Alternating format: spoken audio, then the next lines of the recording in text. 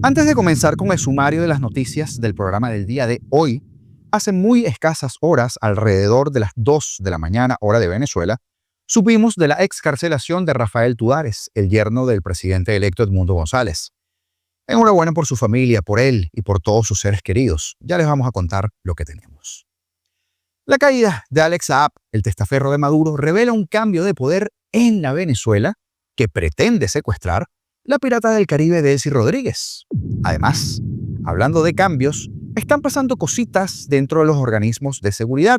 Les hablaré hoy en este programa del 6CPC, movimientos muy curiosos sobre la geometría del poder y cómo se está moviendo y el descontento que hay dentro del cuerpo. Info de primera mano que se las traigo en primicia, porque tengo mi gente allí también adentro. ¡Epa! Y también hay movida de mata en las Fuerzas Armadas. Estados Unidos cifra en 1.000 los presos políticos en Venezuela y pide su liberación incondicional. Sin embargo, la cifra varía un poco para la plataforma unitaria que reporta 946 presos políticos que siguen esperando libertad en Venezuela, mientras que el secretario general de la OEA también pide su liberación o las liberaciones. Delcy Rodríguez niega vacío institucional en Venezuela. Se debe reconciliar las expresiones fascistas, dice la primera, que usa expresiones fascistas, y eso no es casualidad. Y Marco Rubio informará al Congreso de los Estados Unidos el próximo 28 de enero sobre las acciones de la administración de Donald Trump en Venezuela, mientras que la administración en pleno, buenas noticias, busca forzar la caída del régimen de Cuba antes de que termine este año. Pues de todo esto y más hablamos el día de hoy, jueves 22 de enero de 2026. Augusto Navarro, su servidor, en este espacio que se llama Apolítico. Comenzamos. Excarcelado Rafael Tudares, yerno del presidente electo Edmundo González Urrutia. Pasadas las 2:20 de la mañana, hora de Venezuela, Mariana González de Tudares dio a conocer que su esposo ya se encuentra en casa tras pasar 380 días de injusto encarcelamiento y tras una absurda condena injusta de 30 años de cárcel. Pero no, ellos no eran presos políticos, menos mal que no. Mi pregunta es, ¿cuántos años le van a dar a la criminal de la jueza, o mejor dicho, a la terrorista judicial de Alejandra Romero? A ver, como siempre, de madrugada, a oscuras y nada por los canales regulares al estilo puro y duro del chavismo, escribió Mariana González de Tudares en su cuenta de X. Cumplo con informar que, luego de 380 días de una injusta detención arbitraria y de haber padecido durante más de un año una inhumana situación de desaparición forzada, mi esposo Rafael Tudares Bracho ha regresado a casa esta madrugada. Ha sido una lucha estoica y muy dura por más de un año, en la que finalmente logramos la excarcelación de Rafael y aspiramos, más temprano que tarde, su libertad plena a la que tiene derecho. En estos momentos agradezco muy personalmente a todas y cada una de las personas que me han apoyado humanamente en la lucha por su libertad desde el 7 de enero de 2025. Especialmente agradezco el apoyo al equipo de la Oficina del Alto Comisionado de las Naciones Unidas para los Derechos Humanos, con sede en Panamá, que siempre hicieron seguimiento e incidencia, en este caso, en el ámbito de sus competencias humanitarias. Igualmente, todo mi agradecimiento a mi familia, incluso a mis hijos y a los verdaderos amigos que nos apoyaron humanamente, sin miedo y con muchos sacrificios en toda la lucha. Gracias por tanto. Finalmente, un agradecimiento especial a todos los familiares de las víctimas de desapariciones forzadas, de detenciones arbitrarias y de presos injustamente que aún esperan por la libertad de sus seres queridos. Toda mi solidaridad y apoyo siempre los llevaré en mi corazón y estarán presentes en mis oraciones. Dios, nuestro Señor, gracias por nunca abandonarnos. Santo Padre Juan Pablo II, gracias por ser mi guía en estos últimos días. Pues bien, enhorabuena por esta familia, que no se merecía pasar por ese infierno. La repentina caída de Alex Saab, esta figura destacada del régimen de Maduro, el testaferro de Maduro, deja al descubierto esas fracturas que hay en el partido gobernante de Venezuela y de cómo Delcy Rodríguez está reasignando el poder. Este empresario colombiano contaba con la protección incondicional de Maduro, ya que durante más de una década había suministrado alimentos, combustible y medicamentos a un país cada vez más aislado. Sin embargo, sus opiniones sobre la política económica y el acceso a los cada vez más reducidos ingresos del Estado rara vez coincidían con los de Rodríguez, cuentan personas familiarizadas con la dinámica de ambos bandos, porque esto va de bandos. Así, a medida que la facción política de los Rodríguez se afianza tras la salida de Maduro, la utilidad de Alex Saab se agotó. Ella lo destituyó de su cargo como ministro de Industria sin dar detalles sobre sus nuevas responsabilidades. Aproximadamente 2 semanas después de que asaltara la presidencia interina. Es revelador que lo saquen tan rápidamente, dijo Roberto Denis, reportero de investigación del medio Armando Info, excelente reportero, quien por cierto se vio obligado a exiliarse tras sacar a la luz la corrupción relacionada con los contratos alimentarios precisamente de Alex Saab. Esto da a entender que él sí viene a trabajar con su gente y que sabe que tiene que cambiar las estructuras que no le funcionan, porque decir Alex Saab es decir Nicolás Maduro. Pero no se olviden que los camaradas quieren a su presidente de vuelta, ¿no? Esa asociación es algo de lo que obviamente Rodríguez quiere prescindir por puro interés de mantenerse a flote, de mantenerse todo lo que pueda en el régimen, mientras que intenta colaborar con los Estados Unidos para reabrir la economía venezolana a la inversión extranjera y apaciguar a la administración Trump. De Saab ya hemos hablado bastante en este espacio. De hecho, tenemos un especial en la sección de miembros que estuvo disponible para todo el mundo durante mucho tiempo porque son demasiados los crímenes de Saab, sancionado en Estados Unidos en 2019 por pagar sobornos para obtener contratos sin licitación con precios inflados para poder importar las cajas de raciones de alimentos destinadas a los venezolanos más necesitados y controlarlos por el hambre, por el estómago, lo que ayudó al régimen a ganar cientos de millones de dólares. Todo esto durante la peor crisis económica de Venezuela, cuando alrededor del 40% de las familias de los estados que eran más poblados recurrieron a hurgar en contenedores de basura o a mendigar comida, y el 70% de los niños de esos estados presentaban algún grado de desnutrición. Con eso jugaba este hijo. Fue detenido en Cabo Verde y posteriormente extraditado a Estados Unidos, donde pasó 40 meses bajo custodia por cargos de blanqueo de capitales y donde seguramente también cantó como Pavarotti. Que en paz descanse Pavarotti. Todo esto forma parte de este intento de Delcy Rodríguez de limpiar la reputación de Venezuela ante los inversores, pues que se limpia ella primero, ¿verdad? Y es que en su lógica no se puede esperar promover la inversión con el recaudador de fondos de Maduro como imagen de la campaña. Porque con la imagen de ella sí me imagino. Tras su liberación en un intercambio de prisioneros entre Estados Unidos y Venezuela a finales de 2023, Maduro lo nombró rápidamente para un cargo de alto nivel como director del Centro Internacional de Inversión Productiva de Venezuela, y más tarde lo ascendió a ministro de Industria, un ascenso meteórico que reflejaba la inversión personal de Maduro para su socio, su aliado, su testaferro. En una entrevista en un podcast con Maduro en diciembre de 2023, Saab describió su nombramiento como director del CIIP como un llamado del gobierno para quedarnos a luchar. Yo sabía que tenía un gobierno luchando del otro lado, que siempre iba a luchar por mi liberación. Bueno, no. En realidad estaban luchando por no perder los cobres, Saab. La esposa de Alex Saab, Camila Fabri, también se convirtió en una figura del régimen. Fue la defensora pública más visible durante la detención de Saab, impulsando lo que el gobierno de Venezuela describió como la campaña internacional de los derechos humanos. Desde entonces, ha ayudado a liberar, según ella, los esfuerzos del país para repatriar deportados de Estados Unidos, haciendo, por supuesto, el paro que realiza gestiones de alto nivel cuando todo lo que debe hacer es recibir a los aviones con los deportados.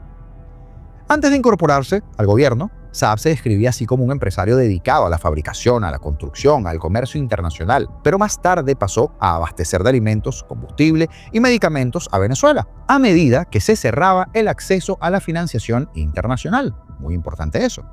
Saab ha dicho que su relación con Venezuela comenzó a través del comercio privado en la década de 1990, cuando viajó a Venezuela para vender textiles producidos por la empresa de su familia en Barranquilla.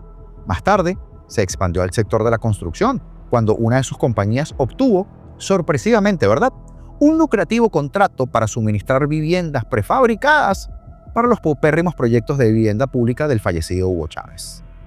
Menudo salto, ¿verdad? Como que hay alguna historia que no nos han contado. Saab sostuvo que su última función con el gobierno se centró en la logística, las adquisiciones y aprovechando la infraestructura privada y los contactos que tenía en el extranjero más que una autoridad formal. En ese podcast con Maduro, ambos describían ese trabajo como una operación directa bajo el mandato presidencial. Posteriormente, Saab fue nombrado enviado especial y recibido con credenciales diplomáticas para misiones en el exterior. Ninguno de los dos lo presentó como parte de las estructuras internas del partido gobernante, sino que atribuyeron su ascenso a su capacidad operativa y a la confianza personal. Y cuando digo ninguno de los dos, me refiero ni a Saab ni a Maduro. Esa base resultó frágil una vez que el poder se alejó de Maduro.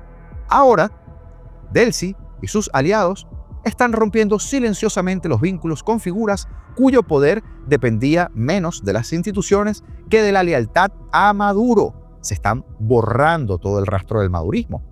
Pero esto será como estar en la cuerda floja para Delcy Rodríguez, porque mientras intenta mantener contentos a los norteamericanos y al mismo tiempo convencer a su rebaño de que sigue comprometida con la revolución, esa cuerda está muy cerca de romperse. ¿A que sí? Porque además hay un descontento importante dentro de las filas del CICPC y se debe a varios motivos. El primero es la ratificación de Douglas Rico. Él, entre muchas comillas, ficha de Maduro dentro de la institución, si es que eso se puede llamar una institución. Pues bien, pasa que los funcionarios estaban esperando que el subdirector de ese cuerpo fuera quien asumiera el cargo del ex vecino de Maduro en el paraíso, de Douglas Rico. Pero en lugar de ello, les voy a leer la carta de despedida que envió al grupo de WhatsApp de los funcionarios y que sí, probablemente ni sepan que todos los mensajes me llegan y que así lo intenten evitar, me seguirán llegando. Buenas tardes. A los integrantes de este chat, con el permiso de la superioridad, quiero agradecerles a todos los compañeros que ejercen cargos de jefatura y liderazgo a nivel nacional por todo el apoyo prestado durante mi desempeño como subdirector general del CICPC, extensivo a todo el talento humano que se encuentra adscrito a sus respectivos despachos. Fue un verdadero honor haber prestado mis servicios en esta honorable institución por más de 35 años y aportar mi granito de arena en el combate al fenómeno delictivo. A ustedes mis respetos, afectos y consideraciones por todo el trabajo que han venido realizando a lo largo de estos años. Y le pido todo el respaldo para el comisario general Rubén Alfonso Lugo Campos, quien fue designado por el Ministerio de Interior, Justicia y Paz para ocupar el referido cargo. Confío plenamente en la generación de relevo y en la capacidad de compromiso, profesionalismo y experiencia de ustedes para enfrentar con éxito las amenazas, retos y desafíos que sean necesarios para garantizar la paz y la seguridad del pueblo venezolano. Nosotros venceremos, Dios con nosotros. Pues bien, no. Dios no está con ustedes y no confías. Es que si no te la calas, Diosdado te mete preso a ti también. El mensaje lo escribía Johnny Salazar, ese de azul que ustedes pueden ver en pantalla en este momento. Este que está en la foto y también en esta otra foto, el que está en el medio. Johnny Salazar era la fichita de Reverol, Junta, como le dicen. Pero Néstor Reverol no está en sus mejores momentos en la revolución. De hecho, el nombramiento, como pudieron escuchar, lo hace directamente el narcoministro, el Diosdado Cabello este. Y al igual que con Reverol, a quien se despachó Diosdado hace un año, ahora lo hace con uno de los minions del general en desgracia. Reverol, para remover la memoria, entre otras cositas, fue el aliado directo de Tarek El Aissami, también el padrino protector del Doctorcito. ¿Se acuerdan del Doctorcito? Hicimos un programa especial sobre César Omaña, que al día de hoy sigue generando buenos comentarios. Bueno, ese era Reverol, el que tenía esas fichitas por ahí. Lo extraño ahora sí de todo esto, me comentan las fuentes dentro de la institución, es que Douglas Arnoldo Rico no colocó como subdirectora a su amiga con derechos Mercy Bracho, esta mansa paloma que pueden ver en esta foto, ya que es ella, como me dicen la gente de allá adentro, quien a punta de la chequera que usted se imagina, se ha solidificado como la que realmente manda dentro de la institución. Me dicen que todos los funcionarios están como de luto, esa fue la palabra que usaron, por la ratificación de Douglas Rico, porque durante mucho tiempo no ha solucionado ni los problemas de inseguridad, el matraqueo y obviamente las penurias y las desgracias de sus subalternos que pasan más trabajo, que salen con uniformes rotos, con calzado en mal estado y a veces ni siquiera tienen para pagar el transporte público, ya que el sueldo de los rasos es de $3 mensuales. ¿Quién asume? Este que está aquí, Rubén Lugo, quien fue director de la UNES. Y por ahora me voy a reservar lo que me han dicho de este personaje, porque me han detallado el perfil completo y yo lo voy a guardar de momento por algo específico que me dijeron y entonces lo voy a anotar allí en la agendita de Prohibido Olvidar tentativamente. Porque ahora voy directo a los agentes del CICPC que sé que me están viendo y que me están escuchando porque querían que se supiera de su descontento. Cada funcionario que va y secuestra a alguien por órdenes de Diosdado Cabello es tan culpable de los múltiples delitos de lesa humanidad como el mismo narcotraficante ese. Cada vez que ustedes desaparecen a alguien, cada vez que golpean a alguien, cada vez que matraquean a alguien, que torturan a alguien, que le meten psicoterror a alguien y extorsionan a alguien, cada vez que siembran a alguien, cada cosa ilegal que han hecho, tarde o temprano, va a regresar para perseguirlos a cada uno de ustedes. Cada familia rota que hoy hace vigilia por una arbitrariedad que ustedes cometieron, van a recordar sus nombres y sus rostros. ¿Saben ustedes, acaso, lo que dijo el general Cliver Alcalá en la Corte de los Estados Unidos antes de ser sentenciado? Que seguía órdenes de Chávez. ¿Y saben para qué les sirvió? Para que seguramente el juez, sentado en su silla, sin decirlo, por supuesto, pensara: ¿y tú eres estúpido que decidiste ejecutar esas órdenes ilegales? Pues ahí te van tus 21 años de cárcel para que reflexiones. Y no fueron más años de cárcel porque seguramente entregó a otras cabezas. Pero no todos van a tener la misma suerte de reducción de condena. Señores, el régimen se les está desmoronando en la cara y después vendrán las facturas. Y a más de uno los van a agarrar con los pantalones abajo, así como agarraron al papá de los hijos de Mercy Bracho. Y hasta ahí digo, no digo más. Estados Unidos pidió este miércoles, durante la sesión de la Organización de los Estados Americanos, la OEA, la liberación incondicional de los 1.000 presos políticos que se calcula siguen en cárceles venezolanas, en estas mazmorras. El embajador estadounidense Leandro Risuto afirmó que aproximadamente 1.000 personas permanecen todavía injustamente detenidas. Estados Unidos insta a la liberación incondicional de todos los presos políticos injustamente detenidos, mensaje que envió en una sesión de la OEA convocada para abordar precisamente el asunto de los presos políticos. Risuto también aseguró en su intervención que, y cito textual, abordar las detenciones políticas será un componente esencial de la fase de recuperación y reconciliación para lograr la estabilidad, la prosperidad y la normalidad en Venezuela. Además, añadió que Estados Unidos advierte a todos aquellos que participan en violaciones de derechos humanos y de abuso de poder que serán plenamente responsables de sus actos, y además que Estados Unidos apoya firmemente al pueblo venezolano y a las instituciones de esta organización que promueven la estabilidad regional, defienden la democracia, los derechos humanos y el Estado de Derecho. Importantes esas palabras, por lo que les dije en el segmento anterior. Antes de la intervención de Estados Unidos, compareció la relatora para Venezuela de la Comisión Interamericana de los Derechos Humanos, Gloria Monique de Mes, quien aseguró que se han liberado 143 presos políticos y no los 406 que afirma el psicópata de Jorge Rodríguez. La líder de la oposición, María Corina Machado, se reunió ayer también con el presidente de la OEA, Albert Randín, y denunció desde Washington que el chavismo ha manipulado la situación en Venezuela y que no es cierto que hayan liberado a la mayoría de los presos políticos. Una hora después de estas declaraciones, el presidente de Estados Unidos, Donald Trump, aseguró, en cambio, que el gobierno de Rodríguez ha liberado a muchos de ellos. Me pregunto yo qué serán muchos. De Mes apeló a las informaciones y a los datos de organizaciones internacionales como Human Rights Watch, que abundan en la existencia y en el mantenimiento de instalaciones en Venezuela en las que se vulneran los derechos humanos. Son más de 70.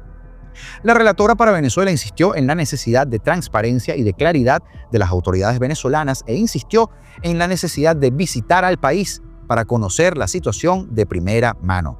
De hecho, De Mes explicó el pasado mes de octubre que la última visita de la Comisión a Venezuela tuvo lugar en 2002, hace más de 20 y pico de años.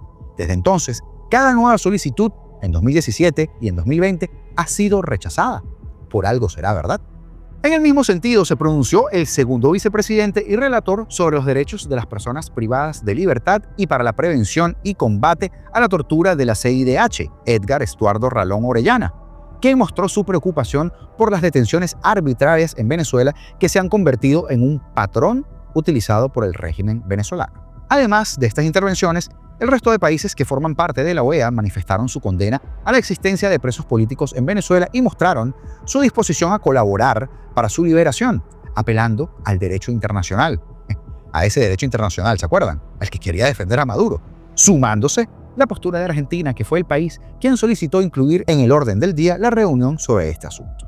En la sesión de este martes, Venezuela no estuvo presente, ya que en 2017 el régimen de Maduro denunció la Carta de la OEA para retirar a nuestro país del organismo e inició formalmente el proceso de salida. La OEA, fundada en 1948 con el objetivo de precisamente consolidar democracias y promover derechos humanos, se sumó en pleno este miércoles desde su sede en la Casa de las Américas en Washington al debate sobre los presos políticos liberados y los que faltan por liberar en Venezuela desde la intervención de los Estados Unidos en el país ese feliz pasado 3 de enero. Al tiempo, la Plataforma Unitaria Democrática afirmó este miércoles también que más de 946 presos políticos siguen esperando libertad en medio del proceso de excarcelaciones anunciado el pasado 8 de enero, una cifra que no dista mucho de la que maneja los Estados Unidos. Resulta urgente que se proceda de inmediato a las liberaciones masivas que constituyan una señal inequívoca de gestos reales a favor de la reconciliación y de una auténtica transición, afirmaron en un comunicado publicado en X. La agrupación política dijo que en los últimos 2 días recibieron información de 3 nuevas excarcelaciones, con lo cual se elevó el número de liberados a 166, en este caso 167, con la de Rafael Tudares, desde el pasado 8 de enero, cuando el psiquiatra, loco, anunció su supuesto número importante de liberaciones. En la mayoría de los casos se han impuesto medidas cautelares que condicionan la libertad, por eso hablamos de excarcelaciones. En este sentido agregaron que las excarcelaciones a cuentagotas son una señal contraria a las declaraciones recientes de las autoridades. Por ello, añadió, más del 80% de los presos políticos aún esperan por libertad plena. La ONG Provea llamó este miércoles a publicar la lista de los presos políticos excarcelados del país tras ese ofrecimiento de la boquita para afuera del presidente del Parlamento chavista ilegítimo, Jorge Rodríguez, cuando dijo que iba a difundir los nombres de las personas que fueron liberadas, pero se sigue esperando. Algo tan fácil como agarrar una lista y leerla. Hasta ahora las autoridades no han ofrecido detalles sobre las entidades, cantidad de excarcelados ni las condiciones de estas medidas. La ONG Foro Penal, que lidera la defensa legal de detenidos por motivos políticos, también informó el lunes que se registra un total de 777 casos en Venezuela y registra además 143, una cifra menor, excarcelaciones desde el pasado 8 de enero hasta este lunes a las 19:30 hora local. También, el martes, la ONG Comité por la Libertad de los Presos Políticos exigió a la Fiscalía la información, lo hablamos en el programa ayer, de al menos 201 presos políticos que, de acuerdo al registro, se desconoce en qué centro de reclusión se encuentran, desaparecidos. Desde el anuncio de las excarcelaciones, familiares y activistas se mantienen congregados en las afueras de distintas cárceles para pedir información y la libertad plena de todos los detenidos, mientras que el régimen los amedrenta con la policía y se sigue burlando de las víctimas. Pues bien, que sigan. ¿Qué tanto va el cántaro al agua? Hasta que se rompe. Y hablando de cántaro al agua, la marioneta encargada, Delcy Rodríguez, volvió a hablar. Y cada vez que la hija del secuestrador pronuncia la palabra fascismo, en algún lugar de su averiada cabeza se muere una neurona. Esta vez, la pirata del Caribe decidió rechazar, con tono grave, impostado y muy mesiánico, que existan sectores que pidan reorganizar y reinstitucionalizar los inexistentes poderes públicos en Venezuela. Según Delcy, el problema no es que el país tenga instituciones secuestradas, no casi, poderes sometidos o una constitución convertida en papel higiénico ideológico, no. El problema, dice ella, es que hay gente con expresiones fascistas que rodea la política venezolana. Fascistas, ya usted sabe. La palabra comodín, el insulto automático, ese conjuro mágico del chavismo que se usa cada vez que alguien pide algo tan radical como elecciones limpias. A veces yo escucho, uno tiene que escuchar, que hay que reinstitucionalizar a Venezuela. Yo pienso que en Venezuela hay bastante institución. Quizá lo que hay que reinstitucionalizar y redireccionar son las expresiones extremistas y fascistas de algunos sectores de la política. Es lo que hay que redireccionar, corregir de raíz. Lo que hay que reinstitucionalizar es el ejercicio responsable de la política. Porque, de verdad, yo pienso, reinstitucionalizar, bastantes instituciones hay. Hasta el poder popular está institucionalizado. Desde la plenaria del Consejo Federal de Gobierno, ese aquelarre burocrático donde nadie decide nada y todos aplauden, Delcy celebraba que desde 2024 ha crecido lo que ella llama el poder popular gracias a la creación de consejos y circuitos comunales. Como que si eso sirviera para algo más que para verticalizar la corrupción, bajar órdenes desde arriba y repartir migajas ideológicas a cambio de lealtad política. Señores, eso no es poder popular, usted lo sabe, yo lo sé, todos lo sabemos. Es simplemente control social con un nombre bonito. Pero Delcy fue más allá. Aseguró que en Venezuela ha fallado el ejercicio de la política. Y aquí hay que detenerse, porque sí, tiene razón. Aunque no como ella cree. Ha fallado porque la política fue sustituida por su mafia. Ha fallado porque el debate fue reemplazado por la persecución y ha fallado porque disentir se volvió un delito en Venezuela. Pero no. Según Delcy, la culpa es de sectores vasallos de poderes extranjeros, como ella ahorita. Y ahí viene la frase que debería encender todas las alarmas. Dijo, allí hay que intervenir, hay que corregir y hay que actuar. Traducido al español chavista, sería algo como vamos a reprimir, vamos a purgar y vamos a cerrar los espacios. Y eso obviamente no es una advertencia muy democrática, que digamos. Es más bien una especie de amenaza política, ¿verdad? Luego, en un acto de cinismo digno de estudio clínico, invita a los partidos y a los actores políticos a participar en la verdadera democratización de la política venezolana, la que ella diga. Eso sí, siempre que se respete la soberanía y la independencia. Y, por supuesto, el guión que escribe Miraflores. Habló de diversidad, habló de pluralismo, habló de tolerancia. Y lo dijo la mujer que ha sido pieza central de un régimen que inhabilitó candidatos, persiguió y encarceló dirigentes, adversarios, obligó al exilio a quien no se arrodillara, torturó y mató. El chiste se cuenta solo. Pero es que además remata con una promesa ominosa. En las próximas horas vamos a dar anuncios sobre qué vamos a hacer. Ok, Delcy, vale, lo esperamos. Cuando el chavismo anuncia que va a hacer algo, nunca es bueno para nadie que no esté dentro del círculo chavista. Delcy también aseguró, con esa voz de manual soviético, que no pueden existir otros objetivos que no sea el bienestar del pueblo venezolano, que no deben existir motivos mezquinos ni partidistas. Lo dice la misma estructura que convirtió el Estado en un botín, que repartió el país entre clanes, que saqueó y quebró a PDVSA, que destruyó la economía y que hoy habla de bienestar mientras millones de venezolanos sobreviven gracias a remesas familiares. Y por supuesto, volvió al libreto favorito, el fascismo. El fascismo como espantapájaros. Según Delcy, el fascismo en Venezuela solo ha pedido bloqueos, invasiones y ataques. Curioso, porque el único que pidió invasiones, amenazas militares y enemigos externos para mantenerse en el poder fue el chavismo. Finalmente, la frase que lo confirma todo. Estamos en un proceso de diálogo con los Estados Unidos sin temor alguno. Sin temor. Porque ya no pueden darse el lujo de tenerlo, porque tienen la soga aquí. Porque mientras Delcy habla de soberanía, obedece las instrucciones, de rodilla, como una cipaya. Mientras acusa a otros de vasallaje, negocia su supervivencia política. Y mientras demoniza la reinstitucionalización de Venezuela, sabe perfectamente que sin eso no hay legitimidad posible. Ese discurso de Delcy no fue fortaleza, era defensa. Y no es poder, es miedito maquillado de retórica. Porque cuando un régimen empieza a atacar la idea misma de reinstitucionalizar el Estado, es porque sabe que ahí se le acaba el juego.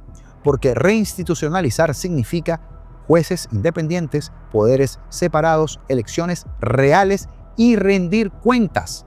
Y eso, para el chavismo, sí que es fascismo. Fascismo del bueno, del que los va a sacar del poder. Así que atentos, porque cuando la Pirata del Caribe habla de actuar, no está hablando de democracia, créame que no. Está hablando de aguantar a cualquier costo. Y Marco Rubio vuelve al Senado y no vuelve como un turista nostálgico ni como un ex que pasa a saludar. Vuelve al Senado porque Venezuela se ha convertido en el centro de gravedad de una pelea mucho más grande. ¿Quién manda realmente cuando Estados Unidos decide usar el poder duro? La próxima semana, Rubio comparecerá públicamente ante el Comité de Relaciones Exteriores del Senado para testificar sobre las acciones del gobierno de Donald Trump en Venezuela. El 28 de enero a las 10 de la mañana, el secretario de Estado se sentará otra vez en una silla que ocupó durante muchos años, pero ahora desde el otro lado de la mesa, porque ya no pregunta, ahora le toca responder. Y ese es el detalle que lo cambia todo.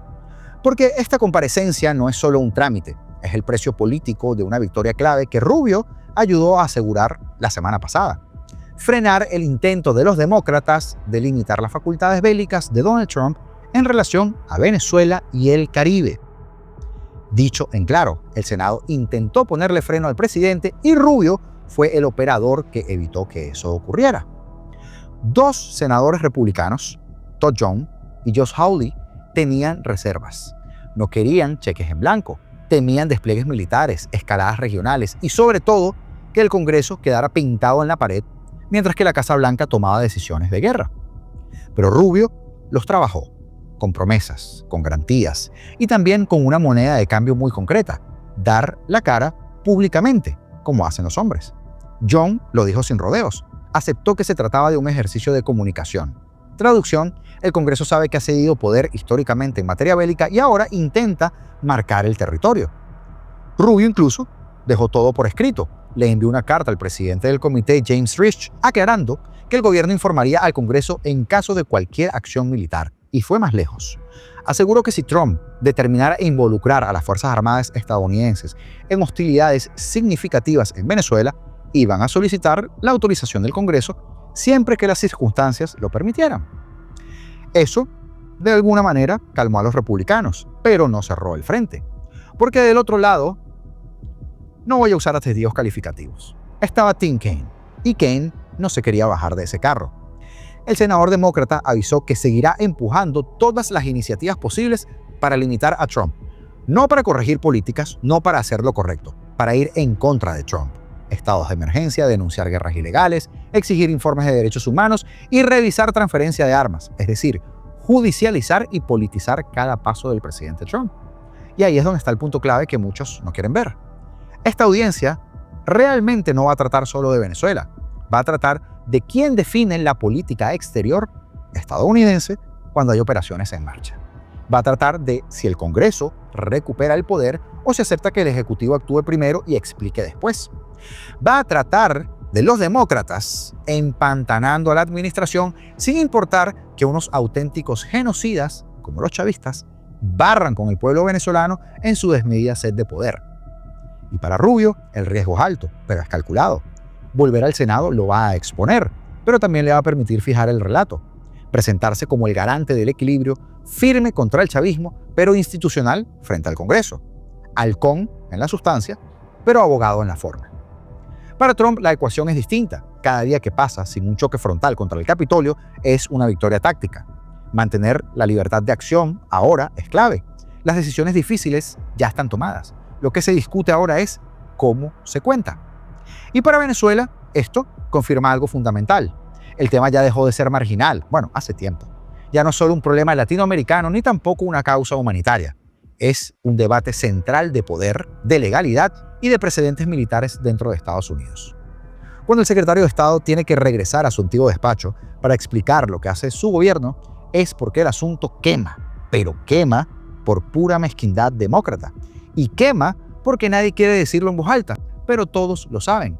Lo que ocurre en Venezuela va a sentar precedentes y en el caso de los demócratas se atacan. El 28 de enero no veremos solamente a Marco Rubio testificando, veremos al sistema político estadounidense discutiendo hasta dónde está dispuesto a llegar y quién va a ser el que pague el costo cuando llegue. Porque hablando de costo político, les sugiero encarecidamente que lleguen a un acuerdo antes de que sea demasiado tarde. ¿Qué es esto? Bueno, una frase del presidente Trump en una publicación en redes sociales el 11 de enero afirmando que no se le enviaría más dinero ni más petróleo a Cuba. Y es que hay imperios que caen por desgaste y hay regímenes que caen porque se les apaga la luz. Lo que hoy ocurre con Cuba no es un rumor de pasillo ni tampoco una fantasía de Miami. Es la fase 2 no declarada de una estrategia que ya tuvo su ensayo general en Caracas el 3 de enero y que salió muy bien. Y La Habana ya lo entendió perfectamente, aunque públicamente finja que no quiere entenderlo.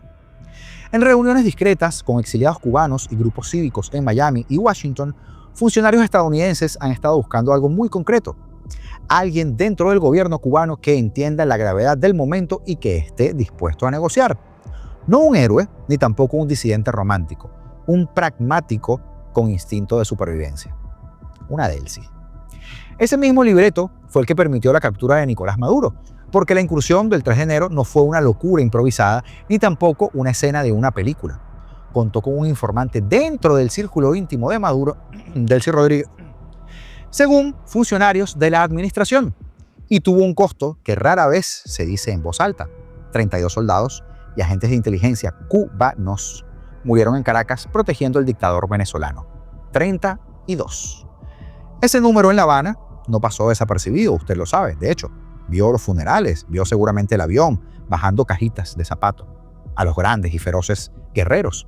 Pero Estados Unidos no ha amenazado públicamente con usar la fuerza militar en contra de Cuba, porque no hace falta. La extracción de Maduro funciona como advertencia implícita, un mensaje sin comunicado de esto es posible. Y el contexto no podría ser peor para el castrismo tardío. Las evaluaciones de inteligencia estadounidenses describen una economía cubana en estado crítico, escasez crónica de alimentos, falta de medicamentos, apagones constantes, un país agotado, un sistema sostenido con alambres y por mucho tiempo con petróleo venezolano. El problema es que ese petróleo ahora es el punto de estrangulamiento. Desde 1999, el crudo subsidiado de Venezuela ha sido el pulmón energético de Cuba y Washington va a cortarlo. Altos funcionarios admiten que ese suministro ha mantenido encendida a Cuba. Sin él, dicen los economistas, la isla podría quedarse sin petróleo en semanas, no meses, semanas. Cuando se apaga la electricidad, también se apaga la propaganda. Pero ese no es el único golpe. La administración Trump también apunta a otro gran salvavidas del régimen, las misiones médicas cubanas, esa principal fuente de divisas de La Habana. ¿Por qué? ¿Cómo?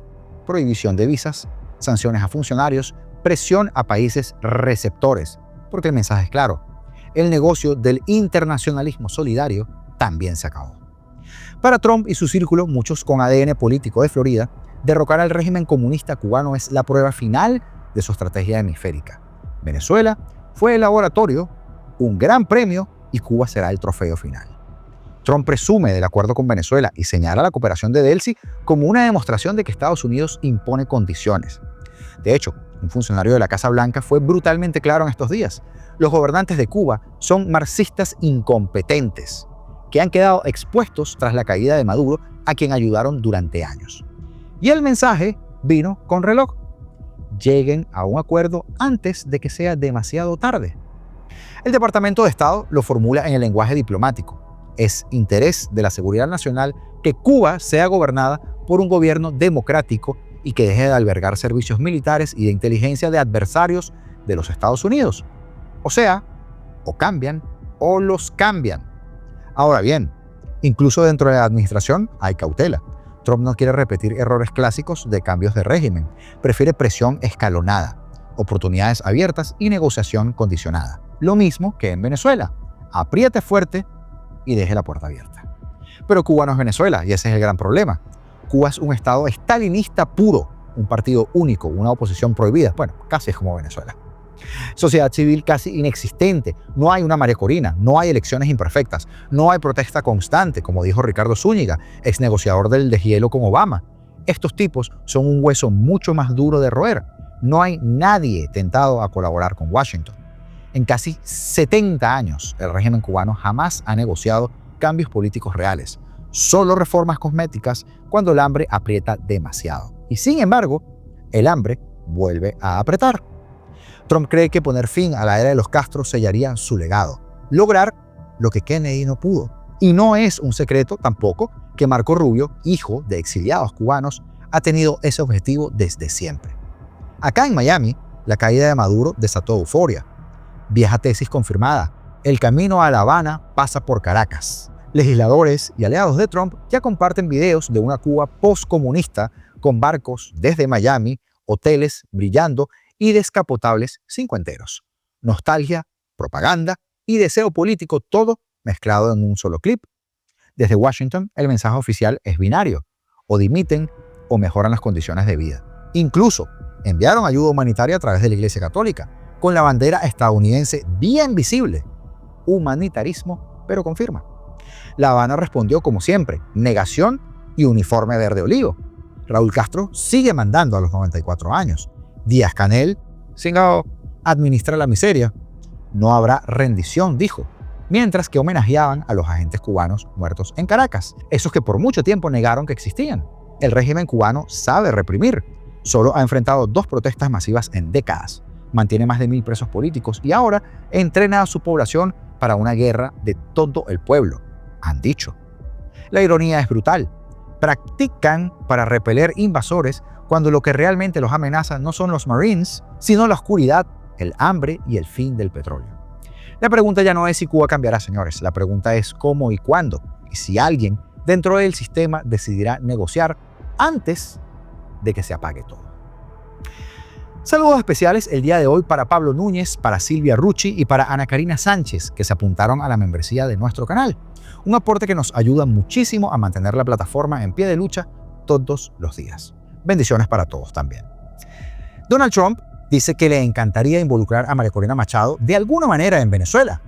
¿Qué efectos tuvo la captura de Maduro en la frontera entre Venezuela y Colombia? 201 presos políticos siguen con paradero desconocido. La pirata del Caribe, Desi Rodríguez, anuncia que han ingresado $300 millones por venta de petróleo. Y algo muy curioso en ese anuncio. Pues de todo eso y más, hablamos en este video que te dejo por acá, el recomendado. Pasa por aquí, échale un vistazo. Y si no lo has visto, disfrútalo. Y como siempre te digo, libertad o nada, porque seremos libres.